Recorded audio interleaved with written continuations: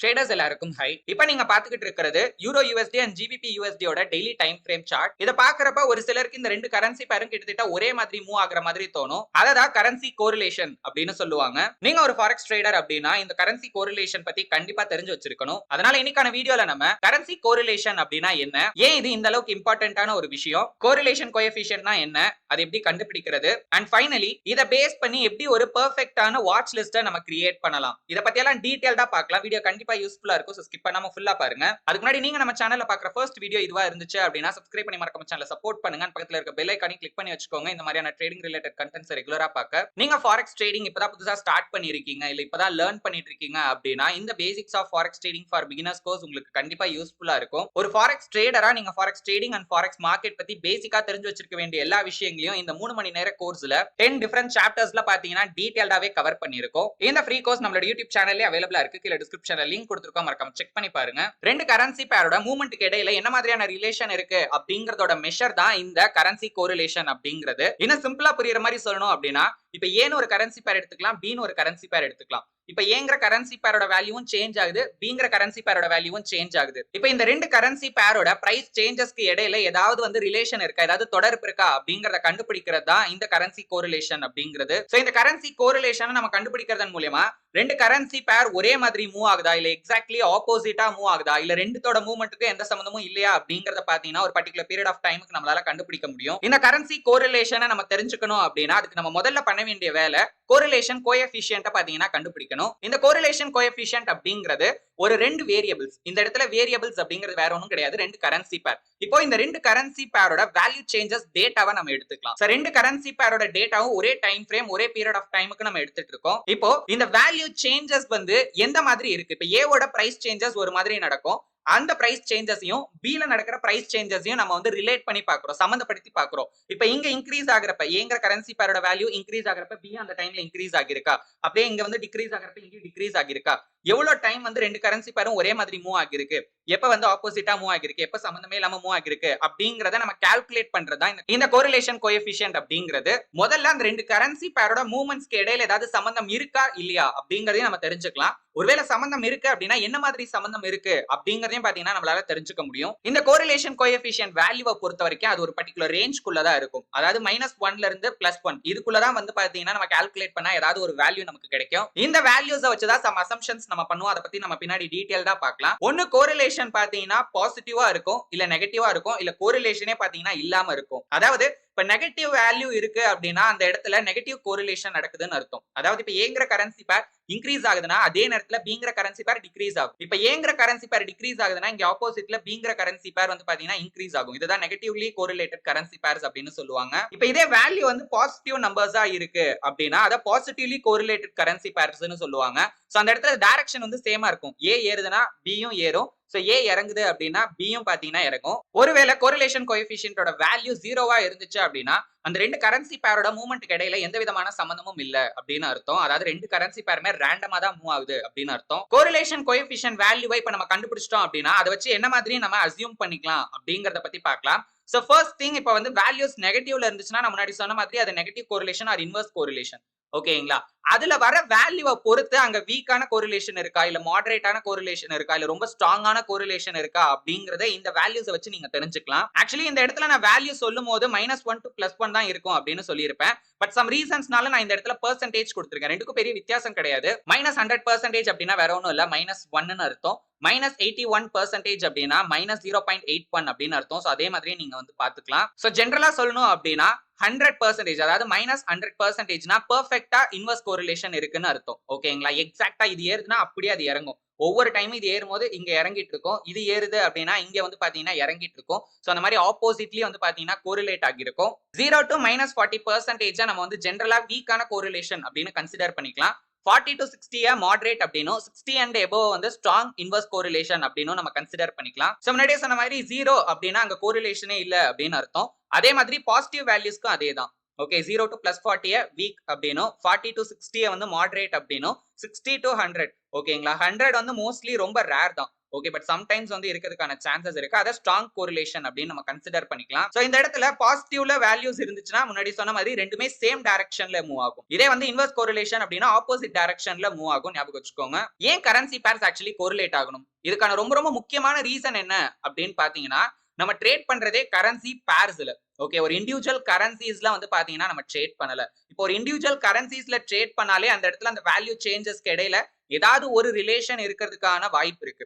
ஆனா இப்ப நம்ம கரன்சி பேர்ல ட்ரேட் பண்றப்ப உதாரணத்துக்கு ஒரு 2 கரன்சி பேர் எடுத்துக்கலாம்.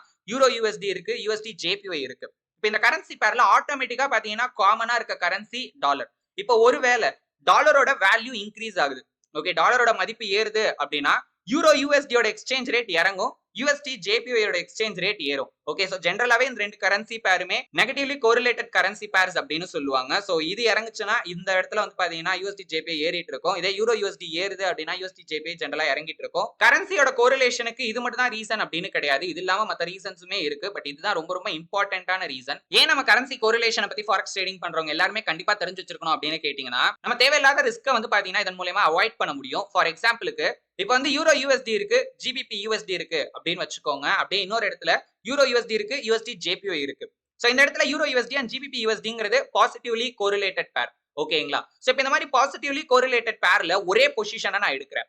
அதாவது ஒரே நேரத்துல எனக்கு யூரோ யூஎஸ்டிலயும் சரி, ஜிபிபி யூஎஸ்டிலயும் சரி ஒரு பை என்ட்ரி கிடைக்குது. நானும் வந்து இந்த இடத்துல 2 என்ட்ரி எடுக்கிறேன். ஓகே, ரெண்டுமே வந்து பை என்ட்ரி அப்படின்னா ஒருவேளை அந்த இடத்துல மார்க்கெட் எனக்கு ஃபேவரபிளா இருந்துச்சு அப்படின்னா எனக்கு டபுள் ட்ரீட். ஓகேங்களா? என்னோட ப்ராஃபிட் வந்து டபுளா கிடைக்கும். ஆனா இதுவே மார்க்கெட் எனக்கு அகைன்ஸ்டா மூவ் ஆச்சு அப்படின்னா நார்மலா நான் பண்ற லாஸை விட 2 மடங்கு லாஸ் வந்து அந்த இடத்துல நான் பண்றதுக்கான சான்சஸ் இருக்கு. என்னதான் இந்த இடத்துல நம்ம 2 கரன்சி பேர்ல 2 ட்ரேடா தனித்தனியா எடுத்திருந்தாலுமே கோரிலேஷன் வைஸ் பாக்குறப்ப இந்த 2 பொசிஷனுமே ஒரே பொசிஷன் மாதிரி தான். ஏன்னா மோஸ்ட் ஆஃப் த டைம் இந்த 2 கரன்சி பேருமே ஒரே மாதிரி மூவ் ஆகிறதுக்கான சான்சஸ் இருக்கு. சோ அந்த இடத்துல இந்த விஷயத்தை பத்தி நமக்கு தெரியல அப்படின்னா நம்மளோட ரிஸ்க வந்து பாத்தீங்கன்னா நம்மளே அறியாம நம்ம அதிகப்படுத்துறோம். இப்ப அதே மாதிரி தான் இப்ப நெகட்டிவ்லி கோரிலேட்டட் பேர் இருக்கு அப்படின்னாலும் யூரோ யூஎஸ்டி, யூஎஸ்டி ஜேபிஒய் ஒரு எக்ஸாம்பிளுக்கு நான் எடுத்துக்கிறேன். சோ இப்ப இதுல வந்து நான் பை என்ட்ரி அண்ட் இதுல வந்து நான் செல் என்ட்ரி போடுறேன் அப்படின்னாலும் ரெண்டுமே கிட்டத்தட்ட ஒரே பொசிஷன் மாதிரி தான். ஏன்னா இது ரெண்டுமே வந்து negatively correlated currency pairs. So முன்னாடி நான் சொன்ன மாதிரி தான் இந்த என்ட்ரி லாஸ் ஆச்சுனாலும் இந்த என்ட்ரி லாஸ் ஆகிறதுக்கான சான்சஸ் வந்து பாத்தீங்கன்னா அதிகமா இருக்கு. மறுபடியும் சொல்றேன், இப்ப யூரோ யூஎஸ்டில நீங்க பை என்ட்ரி எடுக்கிறீங்க, மார்க்கெட் வந்து செல் ஆகிருச்சு அப்படின்னா கண்டிப்பா யூஎஸ்டி ஜேபிஒயும் அந்த இடத்துல பை தான் ஆகும் அப்படின்னு நம்மளால உறுதியா சொல்ல முடியாது. பட் சான்சஸ் வந்து பாத்தீங்கன்னா அதுக்கு அதிகமா இருக்கு. பட் ஒருவேளை அப்படி நடந்ததுன்னா நம்ம முன்னாடி சொன்ன மாதிரி நம்மளோட லாஸ் வந்து பாத்தீங்கன்னா டபுள் ஆகிரும். நம்பர் 2, நம்மளோட ரிஸ்க வந்து பாத்தீங்கன்னா நம்மளால டைவர்சிஃபை பண்ண முடியும். சோ ஆல்ரெடி சொன்ன எக்ஸாம்பிளே நம்ம பார்க்கலாம். இப்ப யூரோ யூஎஸ்டி இருக்கு, ஜிபிபி யூஎஸ்டி இருக்கு. 2 கரன்சி பேர்லயும் எனக்கு ஒரே நேரத்துல வந்து பாத்தீங்கன்னா என்ட்ரி சிக்னல் கிடைக்குது. யூரோ யூஎஸ்டிலயும் வந்து பை என்ட்ரிக்கான சிக்னல் அண்ட் ஜிபிபி யூஎஸ்டிலயும் பை என்ட்ரிக்கான சிக்னல் பாத்தீங்கன்னா கிடைக்குது. சோ அந்த டைம்ல எனக்கு 2 சான்ஸ் இருக்கு. ஒன்னு, இந்த 2 கரன்சி பேர்ல ஏதாவது ஒரு கரன்சி பேர்ல வந்து பாத்தீங்கன்னா நான் ட்ரேட் எடுக்கலாம். அப்படி இல்லனா நான் இன்னொரு டிசிஷனும் எடுக்கலாம். அது என்னன்னு கேட்டீங்கன்னா என்னோட ரிஸ்க வந்து நான் 2ஆ டிவைட் பண்ணி அகைன் நான் 2 பொசிஷனாவே எடுக்கலாம். என்ன ப்ரோ முன்னாடி தானே அப்படி எடுக்க கூடாது அப்படின்னு சொன்னீங்க. சோ அதுக்காக தான் ஆக்சுவலி நான் ஒரு ரூல்ஸ சொல்றேன். என்ன அப்படின்னா நார்மலா நீங்க ஒரு ட்ரேட்ல எவ்வளவு மேக்ஸிமம் ரிஸ்க் எடுப்பீங்களோ அந்த ரிஸ்க 2ஆ டிவைட் பண்ணி 2 பொசிஷனா வந்து பாத்தீங்கன்னா நம்ம எடுக்கலாம். உதாரணத்துக்கு யூசுவலா நான் வந்து ஒரு ட்ரேட்ல 1% ரிஸ்க் வச்சு எடுப்பேன். அதாவது என்னோட கேபிட்டலோட 1% ரிஸ்க் எடுத்து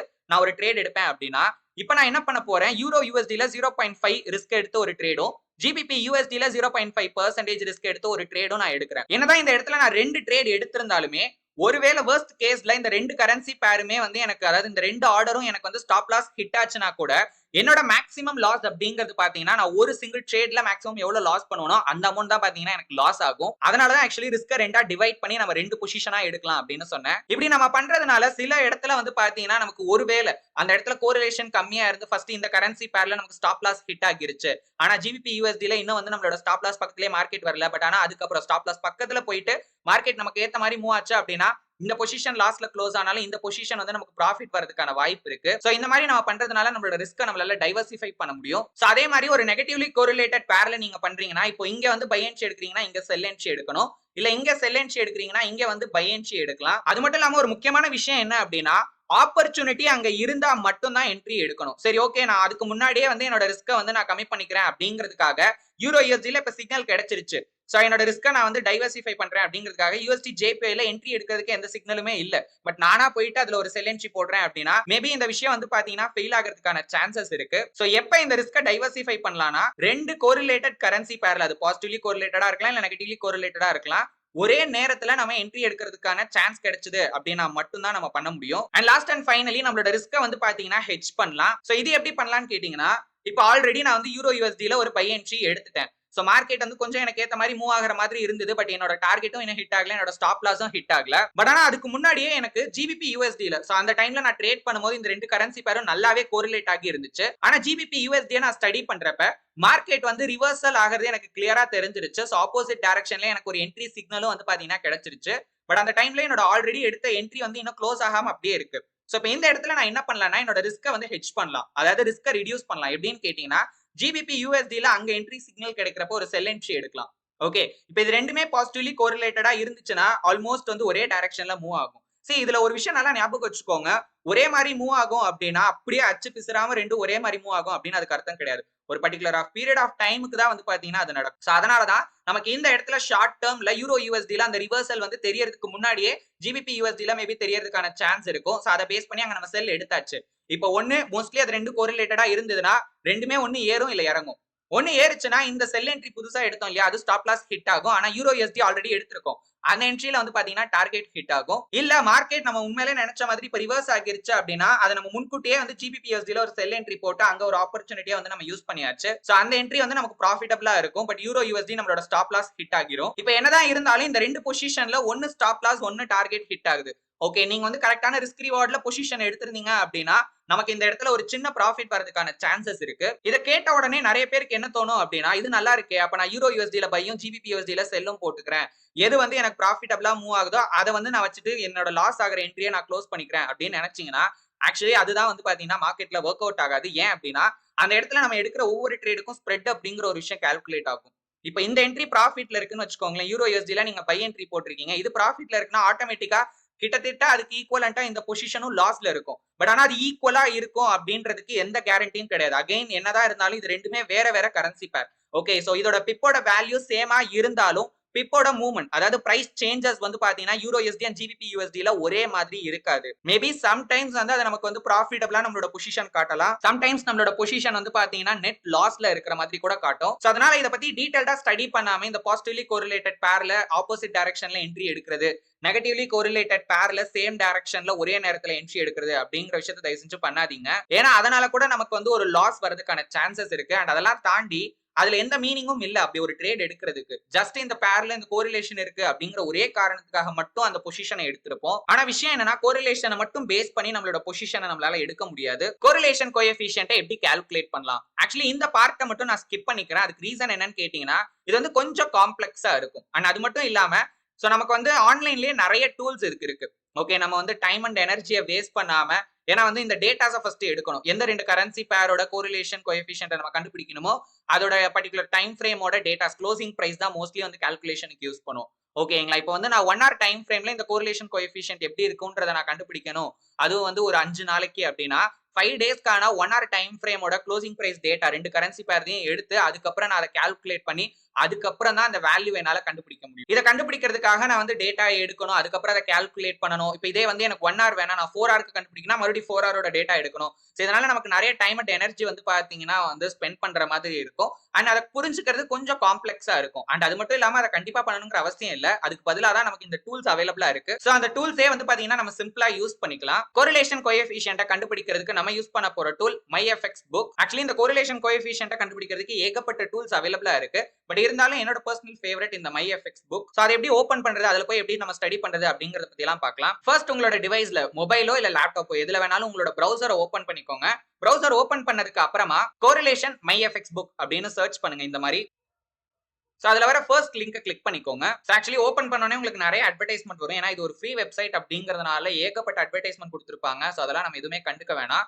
சோ இந்த இடத்துல கொடுத்திருக்காங்க பாத்தீங்களா, சோ இதான் அந்த வேல்யூ. சோ நான் முன்னாடி சொன்னேன் இல்லையா, கோரிலேஷன் கோஎஃபிஷியன்ட்டை நான் அந்த பாயிண்ட்ல நம்பர்ஸ்ல கொடுக்காம பெர்சன்டேஜ்ல கொடுத்ததுக்கான ரீசன் இதுதான். ஏன்னா இந்த டூல்ல கோரிலேஷன் கோஎஃபிஷியன்ட்டோட வேல்யூ வந்து பெர்சன்டேஜ்ல தான் இருக்கும். பட் ரெண்டுக்கும் எந்த வித்தியாசமும் கிடையாது, ரெண்டுமே ஒண்ணுதான். நெக்ஸ்ட் நம்ம பண்ண வேண்டியது என்ன அப்படின்னா, இந்த ஃபாரெக்ஸ் கால்குலேஷனுக்கு நேரா இந்த ஃபில்டர் ஐகான் இருக்கும், அதை கிளிக் பண்ணிக்கோங்க. ஒன்ஸ் நீங்க கிளிக் பண்ணதுக்கு அப்புறமா இருக்கிற எல்லா கரன்சி பேரோட நேமும் பாத்தீங்கன்னா இங்க உங்களுக்கு காட்டும். சோ உங்களுக்கு என்னென்ன கரன்சி பேர் வேணுமோ அதை மட்டும் செலக்ட் பண்ணிக்கோங்க. இல்ல நீங்க கோல்டு, சில்வர், க்ரூட் ஆயில் அதெல்லாம் கூட ட்ரேட் பண்ணுவீங்க அப்படின்னா சோ அதை கூட நீங்க வந்து செலக்ட் பண்ணிக்கலாம். இதுல நீங்க பண்ண வேண்டியது என்ன அப்படின்னா ஆல்ரெடி நீங்க வந்து ஒரு வாட்ச் லிஸ்ட் கிரியேட் பண்ணிருக்கீங்கன்னா அந்த கரன்சி பேரை மேல காலம் சிம்பிள்ஸ்லயும் ரோ சிம்பிள்ஸ்லயும் வந்து பாத்தீங்கன்னா நீங்க செலக்ட் பண்ணிக்கலாம். ஒன்ஸ் நீங்க செலக்ட் பண்ணதுக்கு அப்புறமா அந்த கோரிலேஷன் அந்த கரன்சி பேருக்கு இடையில எப்படி இருக்குன்றதை நீங்க தெரிஞ்சுக்க முடியும். ஒரு உதாரணத்துக்கு இப்ப நான் வந்து மேஜர் பேர்ஸ்க்கு இடையில கோரிலேஷன் கோஎஃபிஷியன்ட் எந்த மாதிரி இருக்கு அப்படிங்கறத நான் உங்களுக்கு காட்டுறேன். சோ ஃபர்ஸ்ட் வந்து நம்ம ஆட் யூஎஸ்டி செலக்ட் பண்ணிக்கலாம். மத்தது எல்லாத்தையுமே அன்செலக்ட் பண்ணிக்கலாம். So next euro USD. Okay, next வந்து நம்ம ஜிபிபி யூஎஸ்டி செலக்ட் பண்ணிக்கலாம். ஓகே, அது ஆல்ரெடி செலக்ட்ல தான் இருக்கு. Next USD CAD, USD CHF, அடுத்தது USD JPY, NZD USD. Okay, 7 currency பேர்ஸையும் வந்து பாத்தீங்கன்னா நம்ம செலக்ட் பண்ணியாச்சு.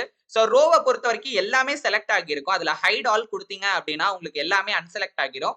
அதுக்கப்புறம் உங்களுக்கு தேவையானதை மட்டும் நீங்க செலக்ட் பண்ணிக்கோங்க. நான் அகைன் இங்கேயும் அந்த மேஜர் கரன்சி பேர்ஸே கொடுக்குறேன். ஏன் ப்ரோ மேல செலக்ட் பண்ணதே கீழேயும் செலக்ட் பண்றீங்க அப்படின்னு கேட்டீங்கன்னா அதுக்கு ஒரு ரீசன் இருக்கு. அப்பதான் அந்த கரன்சி பேருக்குள்ள எப்படி கோரிலேஷன் இருக்கு அப்படிங்கறத நம்மளால தெரிஞ்சுக்க முடியும். சோ மேலேயும் 7 கரன்சி பேர், கீழேயும் 7 கரன்சி பேர் நம்ம செலக்ட் பண்ணியாச்சு. அகைன் இந்த ஃபில்டர் ஐகான் கொடுத்தீங்க அப்படின்னா அது ஹைட் ஆகிரும். இப்ப பாருங்க, AUD USD AUD USD. So அது ரெண்டும் ஒரே கரன்சி பேர் தான், அதனால 100% காட்டுது. இப்போ ஆட் யூஎஸ்டிக்கும் யூரோ யூஎஸ்டிக்கும் எவ்வளவு கோரிலேஷன் இருக்கு அப்படிங்கிற வேல்யூ இங்க காட்டுது. சோ 45% ஓகேங்களா, அப்ராக்ஸ். அப்படின்னா பாசிட்டிவ்லி கோரிலேஷன் இருக்கு, ஆனா மாடரேட் லெவல்ல இருக்கு. இதுல இன்னொரு ரொம்ப முக்கியமான விஷயம் என்ன அப்படின்னா டைம் ஃப்ரேம். ஓகே, இப்ப இந்த இடத்துல இருக்கிறது டெய்லி டைம் ஃப்ரேமை பேஸ் பண்ண டேட்டாவை வச்சு இந்த கோரிலேஷன் கால்குலேட் ஆகிருக்கும். ஓகேங்களா, சோ டெய்லி டைம் ஃப்ரேம்ல க்ளோசிங் பிரைஸ் வந்து இந்த ஒரு கரன்சி பேருக்கு இப்ப ஆட் யூஎஸ்டி இருக்குன்னா ஆட் யூஎஸ்டிக்கும் யூரோ யூஎஸ்டிக்கும் டெய்லி டைம் ஃப்ரேமோட க்ளோசிங் பிரைஸ் ஒரு பர்டிகுலர் ஆஃப் பீரியட் ஆஃப் டைமுக்கு கால்குலேட் பண்ணி இந்த வேல்யூவை கண்டுபிடிச்சிருப்பாங்க. இப்போ இதே வந்து நான் 1 ஹவருக்கு சேஞ்ச் பண்றேன் அப்படின்னா அந்த கோரிலேஷன் கோஎஃபிஷியன்ட் சேஞ்ச் ஆகிறத உங்களால டீடைல்டாவே பார்க்க முடியும். இந்த இடத்துல நம்ம என்ன டைம் ஃப்ரேம் செலக்ட் பண்ணணும் அப்படின்னு கேட்டீங்கன்னா, சோ மோஸ்ட்லி நிறைய பேர் வந்து ஒரு சிங்கிள் டைம் ஃப்ரேம் யூஸ் பண்ணி தான் ட்ரேட் பண்ணுவாங்க. சோ அப்படி நீங்க பண்றீங்கன்னா நீங்க என்ன டைம் ஃப்ரேம் யூஸ் பண்றீங்களோ அதையே நீங்க செலக்ட் பண்ணிக்கோங்க. ஒருவேளை நீங்க ட்ரேட் பண்ற டைம் ஃப்ரேம் இதுல இல்ல அப்படின்னா அதுக்கு ரொம்ப பக்கத்துல இருக்கிற ஒரு டைம் ஃப்ரேமை நீங்க யூஸ் பண்ணிக்கலாம். உதாரணத்துக்கு இப்ப நான் 10 மினிட்ஸ் டைம் ஃப்ரேம் யூஸ் பண்றேன்னா 10 மினிட்ஸ் இங்க இல்ல, அதுக்கு பதிலா நான் 15 மினிட்ஸ் யூஸ் பண்ணிக்கலாம். இல்ல ப்ரோ நான் வந்து மல்டிபிள் டைம் ஃப்ரேம்ஸ்ல ட்ரேட் பண்றேன், நான் வந்து 2 டைம் ஃப்ரேம் 3 டைம் ஃப்ரேம்ஸ் எல்லாம் வந்து யூஸ் பண்ணுவேன் அப்படின்னா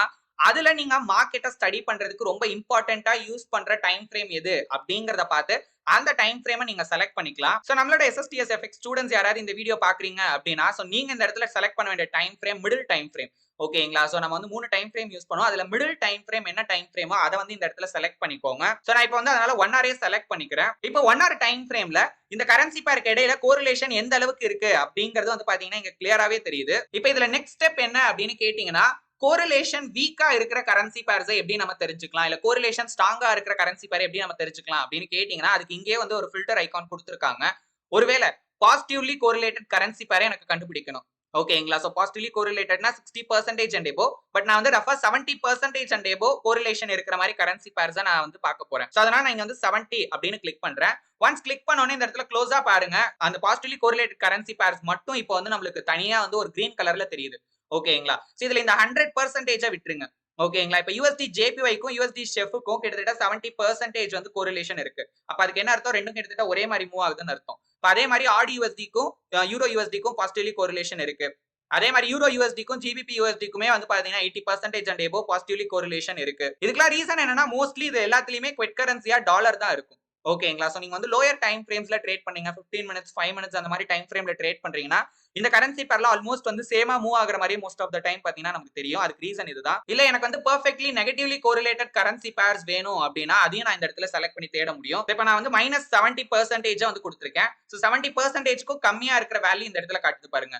சோ இந்த இடத்துல USD JPYயும் USD CADம் வந்து பாத்தீங்கன்னா நெகட்டிவ்லி கோரிலேட்டடா இருக்கு. இந்த ரெண்டு கரன்சி பேர்லயுமே பேஸ் கரன்சி சேமா இருந்தாலும் குவெட் கரன்சி இங்க JPY இங்க CAD, பட் இருந்தாலும் அது வந்து அப்படியே ஆப்போசிட்லி கோரிலேட்டடா இப்போ ரீசன்ட் டைம்ஸா பாத்தீங்கன்னா மூவ் ஆகிட்டு இருக்கு. இப்படிதான் ஆக்சுவலி இந்த டேபிள நம்ம யூஸ் பண்ணலாம். இன்னும் வேற என்னென்ன பர்பஸ்க்காக இந்த டூலை நம்ம யூஸ் பண்ணலாம்ங்கறத பத்தி நான் பின்னாடி டீடைலா சொல்றேன். இந்த கோரிலேஷனை பேஸ் பண்ணி எப்படி ஒரு பெர்ஃபெக்ட்டான வாட்ச் லிஸ்ட் கிரியேட் பண்றது அப்படின்னு பார்க்கலாம். முதல்ல நம்ம பண்ண வேண்டியது 3ல இருந்து 5 கரன்சி பேர் தான் நம்மளோட வாட்ச் லிஸ்ட்லயே இருக்கணும். அதாவது நீங்க ஒரு பிகினரா இருக்கீங்க, இப்பதான் வந்து புதுசா ட்ரேட் பண்ண ஸ்டார்ட் பண்றீங்கன்னா லிமிட்டடான வாட்ச் லிஸ்டே போதும். ஏன்னா நிறைய பேர் பண்ற ஒரு காமனான மிஸ்டேக் இது. 10ல இருந்து 15 கரன்சி பேர், ஒரு சிலர் மேஜர் மைனர் 28 கரன்சி பேரையும் பாத்தீங்கன்னா வாட்ச் லிஸ்ட்ல இன்க்ளூட் பண்ணி வைப்பாங்க.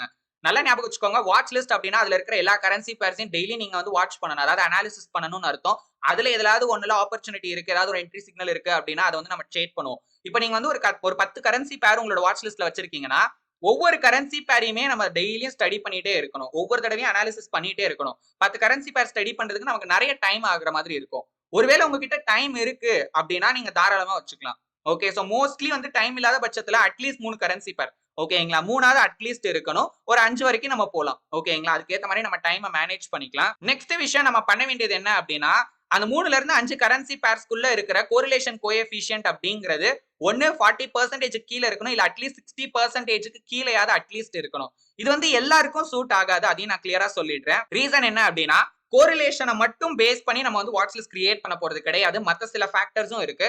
அதுல ஒரு சிலருக்கு வந்து பாத்தீங்கன்னா கோரிலேஷன் வந்து ஒரு விஷயமே கிடையாது. ஓகே, கோரிலேஷனை பேஸ் பண்ணி தான் வந்து வாட்ச் லிஸ்ட் கிரியேட் பண்ணணும்னு அவசியம் இல்ல. பட் இதே வந்து நீங்க ஒரு ஸ்விங் ட்ரேடரா இருக்கீங்கன்னு கன்சிடர் பண்ணிக்கலாம் ஒரு உதாரணத்துக்கு. சோ அப்படி இருக்கிறப்ப நம்மளுக்கு வந்து நம்பர் ஆஃப் என்ட்ரிஸ் அப்படிங்கிறது ரொம்ப கம்மியா தான் கிடைக்கும். நம்ம வந்து ரொம்ப கம்மியான ஆப்பர்ச்சுனிட்டிஸ்ல தான் ட்ரேடே பண்ணுவோம். அப்படி இருக்கிறப்ப நான் வந்து கோரிலேட்டட் கரன்சி பேர்ஸ் என்னோட வாட்ச் லிஸ்ட்ல வச்சுக்கிறதுனால ஒரு கரன்சி பேர்ல என்ட்ரி இல்லனாலும் இன்னொரு கரன்சி பேர்லயும் பாத்தீங்கன்னா என்ட்ரியே இருக்காது. ரொம்ப நேரத்துக்கு நான் சும்மா இருக்கிற மாதிரியான ஒரு சிச்சுவேஷன் பாத்தீங்கன்னா கிரியேட் ஆகலாம். இப்போ இதே என்னோட வாட்ச் லிஸ்ட்ல இருக்க கரன்சி பேர்ல கோரிலேஷன் கோஎஃபிஷியன்ட் ரொம்ப கம்மி அப்படின்னா ஒரு பேர்ல எனக்கு ஆப்பர்ச்சுனிட்டி இல்ல அப்படின்னாலும் இன்னொரு கரன்சி பேர்ல எனக்கு ட்ரேட் எடுக்கிறதுக்கான ஆப்பர்ச்சுனிட்டி கிடைக்க நிறைய சான்ஸ் இருக்கு. அப்படி இல்லனாலும் ஒரு கரன்சி பேர்ல மூவ்மெண்ட் வந்து எனக்கு அவ்வளவா சரியில்லாத மாதிரி இருக்கு, பட் இன்னொரு கரன்சி பேர்ல மூவ்மெண்ட் கிளியரா இருக்கு அப்படின்னா அதுல வந்து என்னால ட்ரேட் எடுக்க முடியும். சோ மத்த ஃபேக்டர்ஸ் என்னன்னா நம்ம கன்சிடர் பண்ணணும்னு கேட்டீங்கன்னா, முதல் விஷயம் உங்களோட ட்ரேடிங் ஸ்டைல். ஓகே, உங்களோட ட்ரேடிங் ஸ்டைல் அப்படிங்கிறது நீங்க வாட்ச் லிஸ்ட் கிரியேட் பண்றப்போ ரொம்ப ரொம்ப முக்கியமான ஒரு விஷயம். நீங்க ஸ்கேல்பரா, டே ட்ரேடரா, இல்ல ஸ்விங் ட்ரேடிங் பண்ண போறீங்களா, என்ன மாதிரியான ட்ரேடர் நீங்க அப்படிங்கறத பேஸ் பண்ணி நீங்க வந்து கரன்சி பேர்ஸை செலக்ட் பண்ணணும். உதாரணத்துக்கு இப்ப நீங்க வந்து ஒரு ஸ்கேல்பர் அப்படின்னா கோரிலேஷன் கோஎஃபிஷியன்ட் இம்பார்ட்டன்ட் இல்ல, பட் மத்த விஷயங்களை நீங்க வந்து கவனமா வந்து பார்க்கணும். உதாரணத்துக்கு அந்த கரன்சி பேர்ல இருக்கிற வாலட்டிலிட்டி. ஏன்னா நம்ம அந்த ஷார்ட் டேர்ம் பேசிஸ்ல தான் என்ட்ரி ஆகி எக்ஸிட்டே ஆக போறோம். சோ அப்ப அந்த அளவுக்கு வாலட்டைலா இருந்தாதான் குயிக்கா நம்ம வந்து என்டர் ஆகி எக்ஸிட் ஆக முடியும். மார்க்கெட்ல வந்து மூவ்மெண்டே இல்ல அப்படின்னா அந்த பேர்ல வந்து நம்ம வந்து ஸ்கேல்பிங் பண்றது வந்து பாத்தீங்கன்னா கரெக்ட் இல்ல. நெக்ஸ்ட் ரொம்ப முக்கியமான ஃபேக்டர் நம்மளோட ஷெட்யூல். அதாவது நம்ம என்ன டைம்ல மார்க்கெட்டை வந்து ஸ்டடி பண்ண போறோம் அப்படிங்கிறது. ஏன்னா ஃபாரெக்ஸ் மார்க்கெட் 24 ஹவர்ஸ் அப்படிங்கிறதுனால இதுல வந்து டிஃபரெண்ட் ட்ரேடிங் செஷன்ஸ் இருக்கும். சோ அதை பத்தி எல்லாம் ரீசெண்டா அப்லோட் பண்ண ஒரு வீடியோல டீடைல்டா பாத்தீங்கன்னா எக்ஸ்பிளைன் பண்ணிருக்கோம். என்னென்ன மாதிரியான ட்ரேடிங் செஷன் இருக்கு, டைமிங் வைஸ் நம்ம வந்து என்னென்ன விஷயங்களை தெரிஞ்சு வச்சிருக்கணும் அப்படிங்கறத பத்தி எல்லாம் டீடைல்டா இந்த வீடியோல எக்ஸ்பிளைன் பண்ணிருக்கோம். கீழே டிஸ்கிரிப்ஷன்ல இந்த வீடியோட லிங்க்கும் இருக்கு, மறக்காம செக் பண்ணி பாருங்க. இப்போ இதுக்கும் அந்த ஸ்கேல்பிங் எக்ஸாம்பிளே எடுத்துக்கலாம். இப்போ நான் ஸ்கேல்பிங் பண்ண போறேன்னா 24 ஹவர்ஸ்ல எந்த டைம்ல வேணாலும் என்னால ஸ்கேல்பிங் பண்ண முடியாது. ஏன்னா ஒரு சில டைம்ல மார்க்கெட்ல வாலட்டிலிட்டி ஹையா இருக்கும், அந்த டைம்ல பண்ணலாம். ஒரு சில டைம்ல மார்க்கெட்ல மூவ்மெண்டே இருக்காது, ரொம்ப ஸ்லோவா பாத்தீங்கன்னா இருக்கும். சோ அந்த டைமிங் எல்லாம் நான் தெரிஞ்சுக்கணும். அதை தாண்டி எனக்கு எப்ப ட்ரேட் பண்றதுக்கான டைம் இருக்கு, சோ அந்த டைம்ல எந்த கரன்சி பேர்ல நான் ட்ரேட் பண்ணா கரெக்டா இருக்கும் அப்படிங்கிற இந்த எல்லா ஃபேக்டர்ஸையும் நம்ம ஸ்டடி பண்ணி தான் நம்மளோட வாட்ச் லிஸ்டே ஆக்சுவலி கிரியேட் பண்ணணும். மோஸ்ட் ஆஃப் த பிகினர்ஸ் அவங்களோட வாட்ச் லிஸ்ட்டை கிரியேட் பண்றதுக்கு பெருசா டைம் எடுத்துக்கிறதே கிடையாது. ஏன்னா இவ்வளவு ஃபேக்டர்ஸ் நம்ம ஸ்டடி பண்ணணும் அப்படிங்கறது அவங்களுக்கு தெரியறது கிடையாது. பட் ஆனா இப்போ நீங்க அதை லேர்ன் பண்ணிட்டீங்க. சோ நெக்ஸ்ட் டைம் உங்களோட வாட்ச் லிஸ்ட்டை கிரியேட் பண்றப்ப இந்த எல்லா ஃபேக்டர்ஸையும் ஸ்டடி பண்ணி அதுக்கப்புறம் ஒரு பெர்ஃபெக்ட்டான வாட்ச் லிஸ்ட்டை கிரியேட் பண்ணுங்க. இந்த கோரிலேஷன் கோஎஃபிஷியன்ட் பத்தி நீங்க தெரிஞ்சுக்க வேண்டிய ஒரு சில முக்கியமான விஷயங்களை ஒன் பை ஒன்னா பார்க்கலாம். நம்பர் 1, இந்த கோரிலேஷன் கோஎஃபிஷியன்ட் அப்படிங்கிறது பாஸ்ட் டேட்டாவை பொறுத்து கால்குலேட் பண்றது. சோ அதனால இது வந்து ஃபியூச்சர்லயும் அப்படியே ரிஃப்ளெக்ட் ஆகும் அப்படின்னு நம்மளால வந்து பாத்தீங்கன்னா எக்ஸ்பெக்ட் பண்ணவே முடியாது. அதாவது இது வரைக்கும் இப்ப யூரோ யூஎஸ்டியும் ஜிபிபி யூஎஸ்டியும் எந்த மாதிரி மூவ் ஆகுது, சோ அதுக்கு இடையில எவ்வளவு கோரிலேஷன் இருக்கு அப்படிங்கிற அந்த வேல்யூவை தான் நம்ம அந்த டேபிள்ல பார்த்தோம். அதனால இதுக்கு அப்புறமும் இந்த ரெண்டு கரன்சி பாருங்க இதே மாதிரி தான் மூவ் ஆகும் அப்படின்னு வந்து பாத்தீங்கன்னா நம்மளால முடிவு பண்ணவே முடியாது. நம்பர் 2, டிஃபரெண்ட் டைம் ஃப்ரேம்க்கு ஏத்த மாதிரி இந்த கோரிலேஷன் கோஎஃபிஷியன்ட்டோட வேல்யூ பாத்தீங்கன்னா மாறும். ஆல்ரெடி அந்த டூல்லே அதை நம்ம பார்த்திருப்போம். நம்பர் 3, நீங்க கோரிலேஷன் கோஎஃபிஷியன்ட்டை கரெக்டான டைம் ஃப்ரேமுக்கு செக் பண்ணணும். அப்பதான் வந்து பாத்தீங்கன்னா அதை பேஸ் பண்ணி நம்ம எடுக்கிற டிசிஷன் கரெக்டா இருக்கும். நம்பர் 4, கோரிலேஷன் கோஎஃபிஷியன்ட் கான்ஸ்டன்ட்டா இருக்காது. அதையும் நான் ஃபர்ஸ்டே சொன்னேன். ஏன்னா பாஸ்ட் டேட்டாவை பொறுத்து தான் கால்குலேட் ஆகுது. அந்த டேட்டா மாற மாற அந்த வேல்யூவும் பாத்தீங்கன்னா டைம் டு டைம் சேஞ்ச் ஆகிட்டே இருக்கும். சோ அந்த வேல்யூ சேஞ்ச் ஆகிட்டே இருக்கிறதுனால பீரியாடிக்கலி ஒன்ஸ் அதை ரிவ்யூ பண்றது ரொம்பவே நல்லது. அண்ட் லாஸ்ட் அண்ட் ஃபைனலி ரொம்ப முக்கியமான விஷயம் என்னன்னு பாத்தீங்கன்னா, ரெண்டு கரன்சி பேர்ஸ் கோரிலேட் ஆகுது அப்படின்னா அதுக்கு அர்த்தம் அது ரெண்டுத்துக்குமான மூவ்மெண்ட்டுக்கு இடையில ஒரு சம்பந்தம் இருக்குதானே தவிர, இப்ப ஏங்கிற கரன்சி பேர் ஏறுறதுனாலதான் பீங்கிற கரன்சி பேரும் ஏறுது, இல்ல பீங்கிற கரன்சி பேர் வந்து இறங்குறதுனாலதான் ஏங்கிற கரன்சி பேரும் இறங்குது அப்படின்னு அர்த்தம் கிடையவே கிடையாது. வீடியோல ஒரு சில இடத்துல நான் எக்ஸாம்பிள் சொல்லும் போது நான் சொல்ற விதம் வந்து பாத்தீங்கன்னா இதே மாதிரி இருந்திருக்கும். பட் அதுக்கான ரியல் மீனிங் அது கிடையாது. அதுக்கான ஆக்சுவல் மீனிங் என்ன அப்படின்னா, இப்ப யூரோ யூஎஸ்டி ஏறுது அப்படின்னா ஜிபிபி யூஎஸ்டியும் அதே நேரத்துல அந்த இடத்துல ஏறிக்கிட்டு இருக்கும் அப்படிங்கிறது தான். இனிமே ப்ராஃபிட்டபிளா ட்ரேட் பண்றது ஒரு கஷ்டமான விஷயமா இருக்க போறது கிடையாது. ஏன்னா அதுக்காக நாங்க இன்ட்ரோடியூஸ் பண்ணதா swings and structure trading system. இந்த ட்ரேடிங் சிஸ்டம்ல இருக்கிற 10 ஸ்டெப்ஸ் ஃபாலோ பண்ணி உங்களால ஃபாரெக்ஸ் மார்க்கெட்ல கன்சிஸ்டன்ட்டா ப்ராஃபிட் பண்ண முடியும். அண்ட் அது எப்படி பண்ணணும் அப்படிங்கறத பேசிக் லெவல்ல ஸ்டார்ட் பண்ணி அட்வான்ஸ் லெவல் வரைக்கும் பாத்தீங்கன்னா இந்த ஒரே ப்ரோக்ராம்ல நாங்க டீச் பண்றோம். இந்த ப்ரோக்ராம் பத்தின கம்ப்ளீட் டீடைல்ஸ் கீழ டிஸ்கிரிப்ஷன்ல கொடுத்திருக்கோம். இன்ட்ரஸ்டட் பீப்பிள் செக் பண்ணி பாருங்க. இந்த ப்ரோக்ராம்ல நீங்க ஜாயின் பண்ணனும்னாலும் சரி, இல்ல இந்த ப்ரோக்ராம் ரிலேட்டடா ஏதாவது டவுட்ஸ் இருக்குனாலும் சரி, இதான் எங்களோட வாட்ஸ்அப் நம்பர். எப்ப வேணாலும் கான்டாக்ட் பண்ணுங்க. இந்த வீடியோல உங்களுக்கு ஏதாவது டவுட்ஸ் இருந்துச்சு அப்படின்னா அதை கீழே கமெண்ட்ல சொல்லுங்க. இல்ல இதான் எங்களோட வாட்ஸ்அப் நம்பர், எப்ப வேணாலும் கான்டாக்ட் பண்ணுங்க. இந்த வீடியோ உங்களுக்கு யூஸ்ஃபுல்லா இருந்துச்சு அப்படின்னா இந்த வீடியோ லைக் பண்ணுங்க அண்ட் ஷேர் பண்றவங்க ஃப்ரெண்ட்ஸ்க்கு இந்த வீடியோ மறக்காம ஷேர் பண்ணுங்க. இந்த மாதிரியான ட்ரேடிங் ரிலேட்டட் கண்டென்ட்ஸ் ரெகுலரா பார்க்க நம்மளோட சேனலை சப்ஸ்கிரைப் பண்ணாதவங்க மறக்காம சப்ஸ்கிரைப் பண்ணி பக்கத்துல இருக்க பெல் ஐகானை பிரஸ் பண்ணி வச்சுக்கோங்க. Thank you for watching. இன்னும் நம்ம ட்ரேடிங் பத்தி தெரிஞ்சுக்க நிறைய இருக்கு. Until then, stay tuned.